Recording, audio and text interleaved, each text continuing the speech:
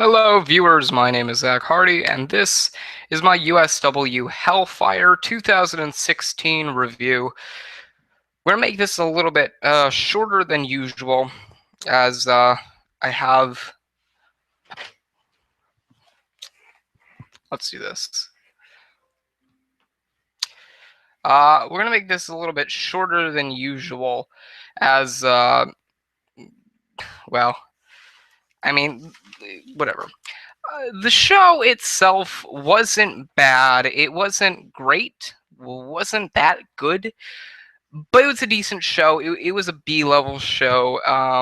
Intensity didn't really put on to its fullest potential, but I felt like the show could have used a little bit more.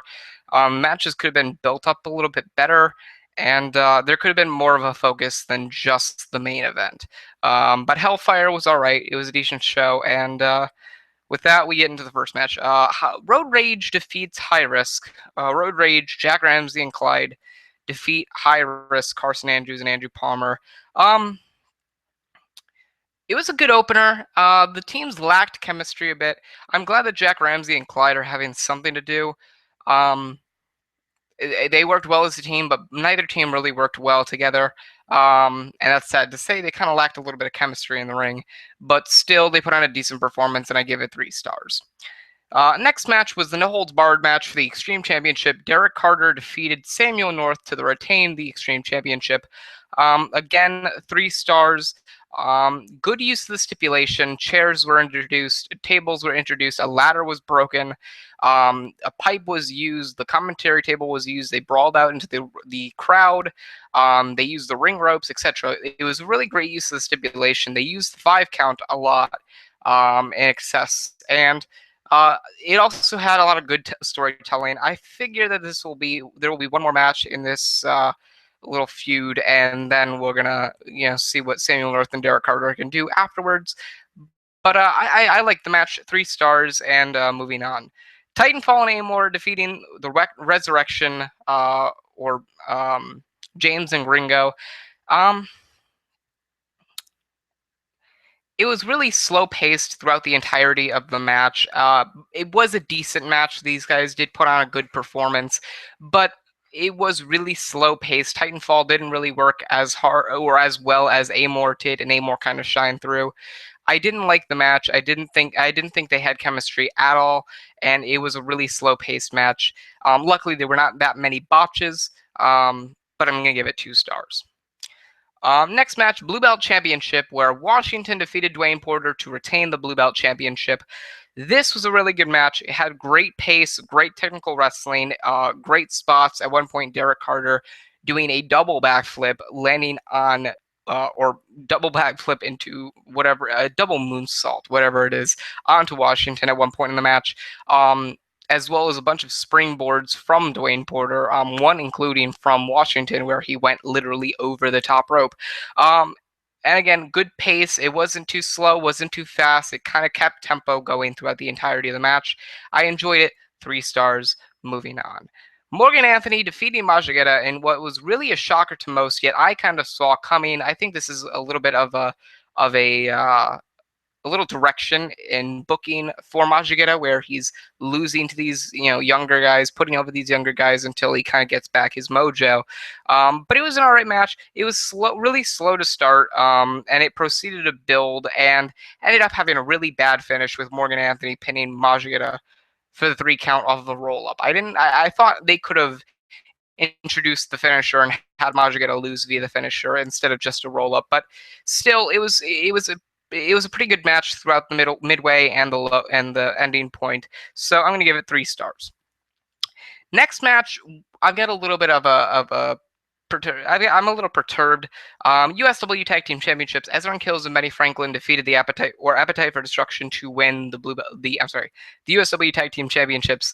Again, good pace, great action, and an unpredictable ending. I never saw Ezra Kills and Benny Franklin winning back the USW Tag Team titles less than a month after they lost it. But then again, this is USW we're talking about. They're going to throw you a curveball from time to time, and I'm surprised. To be honest, I'm not very happy because I think Appetite for Destruction could have done a bit more, but this makes me think that they're going to break up soon, which I mean, I'm all right with that. Alexander Rotten really is a main event player. Philip Akron really needs to get his own kind of his own little way about him. But still, it was a decent match. Oh, I'm sorry, it was a really good match. One of the best on the card. 4 stars, and moving on. Next match was probably the worst match of the night. Weiler defeated Wakeman in what was, uh, well, it was more like a fight, and Wakeman was really sloppy in the ring. Weiler tried to pull it together, but Wakeman just was all over the place in the ring. And I didn't enjoy it. I don't think anybody really enjoyed it, and it's earned 2 stars, a 2-star rating. Ash defeated Xavier King. I'm all right with that. It was better than the match at Warzone 1. Um, it was better than the match at Warzone 1. It lacked the big fight feel, and it also suffered from bad placement on the card. It was the last match before the USW Championship USW Championship knockout match. It suffered from its spot on the card, yet it was still an alright match. Ash won 3 stars. Moving on to the main event. The knockout match for the USW Championship. Morbid defeated Cannon to retain the USW Championship. Great use of the stipulation, good pace, excellent execution. Both men went out and performed their hearts out. They used the 5 count a lot. There were a lot of chokes. There were a lot of sleeper holds. A lot of those attempts to get somebody to pass out and use the knockout stipulation. And Cannon ended up losing after being knocked out by Morbid. Again, great use of the stipulation. Really good pace throughout the entire match, and it had excellent execution. 4 stars, match of the night, and that's all that that's all that there is for Hellfire. It could have been a better show. Could have had better matches. The matches could have been placed better on the card, but not much to complain about, or a bit to complain about. Not much will be remembered from this show, but I'm gonna give it 3 stars just to be kind. It wasn't awful. It had it had a couple bad matches, but besides that, Hellfire was a decent show. But would I go back to watch it over again? Not really. Is it going to be remembered in the long run? Probably not. Is it better than the 2013 Hellfire? Hell yes. But again, not very monumental, and that's where it's going to be left at there. Anyway, guys, thank you for watching. That was my USW Hellfire 2016 review. If you have any questions for Hardiac Wrestling Podcast or any non-wrestling questions for Hardiac Question and Answer Series, please send them to me one of 3 ways. Either via my email, unitards@gmail.com. That's unitards@gmail.com. Unitards with 2 Z's at the end, @gmail.com. Send me on Twitter, @Zachary Serra. That's ZACHARYSERRA. No underscores, no capital letters, no numbers, none of that bullshit. Or put them in the YouTube comments below, and I'll get to them in a future episode about the Hardiac Wrestling Podcast or the Hardiac Question and Answer Series. Anyway, guys, thank you for watching. I hope you enjoyed. Remember to like, comment, and subscribe for more. I'm Zach Hardy, signing off.